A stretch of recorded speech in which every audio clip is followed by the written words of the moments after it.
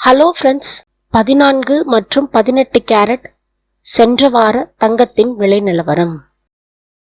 7/9/2025 முதல் 13/9/2025 வரை. 7/9/2025 அன்று 8137 ரூபாயாக இருந்த தங்கத்தின் விலை படிப்படியாக உயர்ந்து 13/9/2025 அன்று 8333 ரூபாயாக 200 ரூபாய் கூடி உச்சத்தை தொட்டுள்ளது.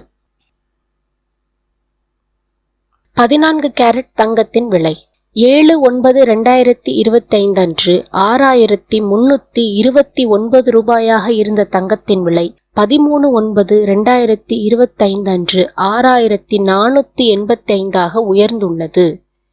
தினமும் தங்கத்தின் விலை உயர்ந்து கொண்டே போகிறது.